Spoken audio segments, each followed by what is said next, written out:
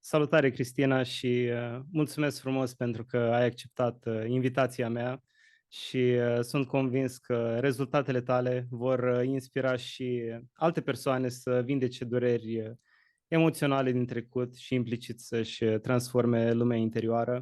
Și mă bucur că avem conversația asta, mai ales că am lucrat mult împreună în contextele în care ne-am format împreună simultan.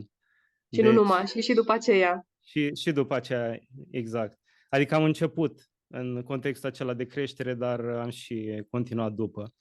Și pentru cine nu te cunoaște, povestește un pic despre tine și cu ce te ocupi. Asta e cea mai grea parte, Bogdan, să povestesc despre mine. Sunt colegă cu Bogdan, pentru cine mă urmărește sau pentru cine îl urmărește cu Bogdan și lucrez mai degrabă cu partea feminină, pe blocaje emoționale, pe creșterea prosperității interioare și exterioare în egală măsură. Și pentru asta m-am specializat și eu pe psihologia legilor universale, tocmai pentru că am constatat că este o metodă extraordinar de eficientă, care ți aduce rezultate rapide și exponențiale. Cu asta mă ocup și mulțumesc frumos, Bogdan, că ai avut încredere și îmi dai onoarea, îmi faci onoarea să fiu și eu parte din călătoria și din misiunea ta și a clienților tăi. Mulțumesc mult, Cristina. După cum ziceam, mai ales pe parcursul anului trecut, noi am lucrat mai mult împreună, în ambele sensuri. Așa Și este. voiam să te întreb, de ce ai ales să lucrezi o perioadă așa îndelungată cu mine, mai ales din postura de tu client aici? Mhm, mhm. În primul și în primul rând te-am observat în cursurile în care ne formam, te-am observat și mi-a plăcut foarte mult seriozitatea ta și faptul că ești atent la detalii. Adică, în momentul în care te duci acolo și ai nevoie să clarifici o traumă sau o perspectivă, să fie cineva alături de tine care te ajută efectiv, ca și cum ar face o operație pe creier, știi? Te ajută să surprinzi niște detalii care o să facă diferența în echilibrare sau în transformarea percepției, asta, este aur curat. Și eu am văzut la tine că ai această atenție și acest focus pe a surprinde acele detalii care fac diferența. Asta mi-a plăcut maxim la tine, în primul și în primul rând. Și apoi de ce am mai ales asta? Pentru că am surprins la tine, Bogdan, ai o sensibilitate aparte care pe tine te împuternicește.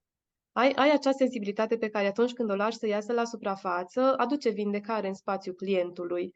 Și am experimentat asta în relație cu tine de mai multe ori când lucram împreună și am avut subiecte sensibile și subiecte hot pe care am lucrat și nu cred că un om rațional sau că o masculinitate așa verticală, cum e cunoscută în mediul, da, din afară, dacă cineva s-ar fi purtat cu mine așa, nu cred că aș fi reușit să vindec cu adevărat sau să transform acele percepții, respectiv să mă deschid.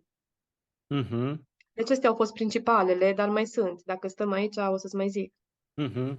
Super, mulțumesc, mulțumesc tare mult. În primul rând pentru încrederea pe care mi-ai acordat-o. E Și reciproc. Uite, dacă da. mai pot să zic aici ceva, cred că între noi s-a și creat o anumită legătură care se bazează pe încredere. Adică faptul că fiecare dintre noi am putut să ne vulnerabilizăm și să scoatem la suprafață niște momente foarte sensibile, cumva a creat instant un spațiu de încredere și de colaborare, care a trecut Mhm, dincolo de numele meu sau dincolo de statutul meu sau dincolo de statutul tău și efectiv ne-am putut conecta de la suflet la suflet. Și tu ai abilitatea asta. Deci tu ai mhm, super abilitatea să te conectezi cu sufletul omului și să-l susții din acel spațiu să-și dizolve percepțiile și să-și vindece traumele. mhm. Și că ai spus că de reciprocitatea asta, la fel am simțit și eu când m-ai ajutat, de exemplu, pe echilibrarea celui mai mare moment de umilire publică care l-am simțit. Deci, Deci e schimb echitabil, vezi? Cine se aseamănă exact. se adună. Exact. Care au fost cele mai mari încărcături emoționale pe care le-ai dizolvat în timpul sesiunilor noastre și dacă mai ții minte cum te-a afectat acest bagaj emoțional înainte de echilibrare? Măi, cel mai mare este, cred că și ultimul pe care mi-l aduc aminte, a fost ceva pe plan sexual și efectiv, a început să-mi afecteze relația de cuplu. E un subiect delicat, nu o să intru acum în detalii, Da, dar da, da. faptul că am putut să accesez acel subiect și clar e pe zona aceasta sexuală, da? Faptul că am putut să accesez zona aceea cu un bărbat, da? E foarte mare lucru și din momentul acela pur și simplu zici că mi s-a luat o piatră de pe suflet, Hm. zici că am eliberat așa un bagaj din spate pe care îl căram literalmente și care era greu de suportat și simțeam că îmi sabotez relația. Adică dacă nu rezolvam chestia aceea, cumva cred că aș fi ales la un moment dat să plec din relație pentru că nu mai eram aliniată cu ce se întâmpla.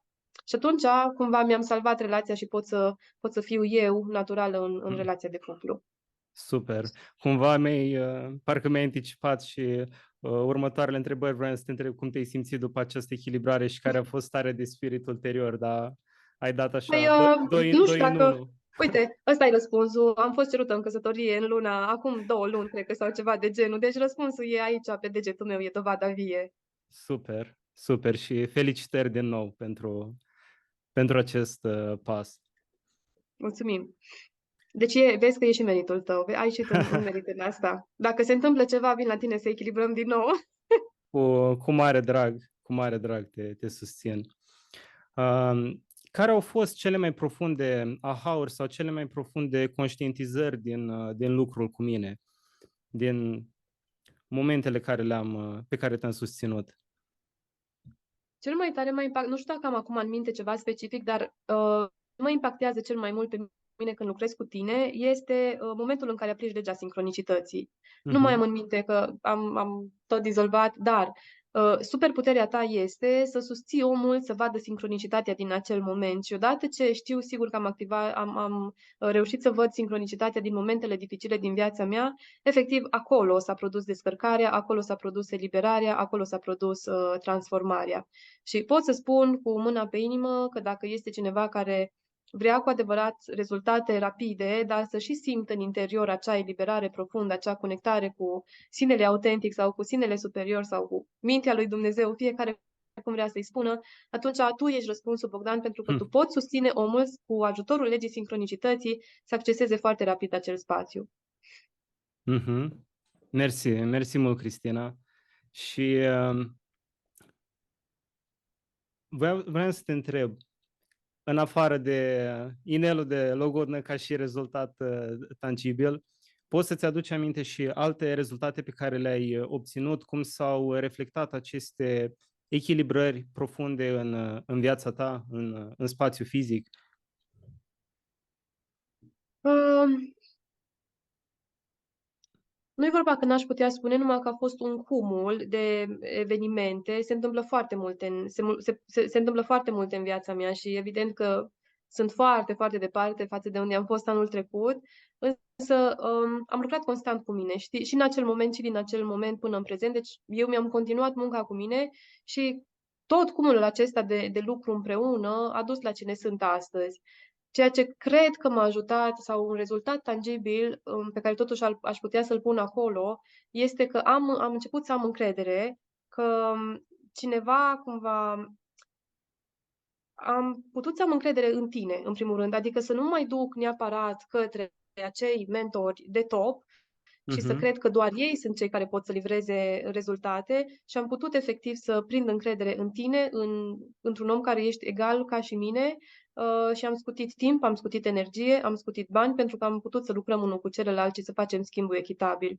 Și atunci cred că ăsta este rezultatul. M-ai ajutat cumva să scutesc bani și să nu mai pun pe un piedestal oamenii care au un anumit statut, care au o anumită pregătire și să dau credit și oamenilor de lângă mine, din jurul meu, să îi împuternicesc și în Mhm. egală măsură, știi, să facem un schimb echitabil, să scoatem valoarea unul din altul. Cred că ăsta a fost cel mai semnificativ rezultat din ce am lucrat noi împreună. Mhm. Așa simt și eu. Și știu că deja ai menționat, ai presărat deja niște firmituri, însă dacă ar fi acum, știi, să înglobezi, de ce ai recomanda altor persoane să lucreze cu mine și să aplice legile universale? Și de ce aș recomanda? Pentru că tu, în momentul în care ai avut de ales dintre a-ți urma calea aceasta de om care ghidează oameni, coachul Bogdan, care aplică legile universale și a rămâne într-o zonă de confort sau a rămâne într-o zonă de siguranță, tu ai ales legile universale și calea aceasta nouă. Pentru că ai avut atâta încredere și certitudine că asta este misiunea ta și ai fost dispus să pierzi aparent tot, pentru că știai că asta și ai știut că asta o să-ți aducă totul. Deci este motivul principal, pentru că ai știut când să renunți, ai știut cum să pierzi și te-ai crezut tu în primul rând în această tehnică și în această metodă și atunci nu văd de ce un client nu ar face asta la fel cu tine. Deci meriți din punctul ăsta de vedere toată credibilitatea, pentru că tu ai crezut primul în tine și în metodă.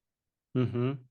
Mulțumesc, mulțumesc mult, Cristina, și într-adevăr, după ce am renunțat la tot ce era viața mea înainte, job, business-uri și așa, cu siguranță am simțit un alt nivel de împlinire sufletească și de încărcare energetică din a servi oamenii și mi-am dat seama că, pe bune, aceasta este misiunea mea pe acest pământ, pe calea sufletului meu.